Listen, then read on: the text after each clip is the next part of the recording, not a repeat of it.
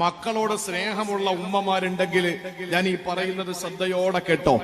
ആദരവായ പ്രവാചകൻ നബി മുഹമ്മദ് മുസ്തഫ സല്ലല്ലാഹു അലൈഹി വസല്ലമ തങ്ങൾ തന്റെ ഹസനും ഹുസൈൻ എന്ന പേരുള്ള പൊന്നുമക്കളുണ്ടല്ലോ, ഫാത്തിമത്ത് സഹറയുടെ പൊന്നുമക്കളായ ഹസൻ ഹുസൈൻ, അള്ളാന്റെ ഹബീബിന്റെ പേരക്കിടാങ്ങളായ ഹസൻ ഹുസൈൻ, ആ പൊന്നുമക്കളെ അടുത്തേക്ക് വിളിച്ചുകൊണ്ട് റസൂലുള്ള ചിലത് ഓതിയിട്ട് മന്ത്രിക്കുകയാണ്.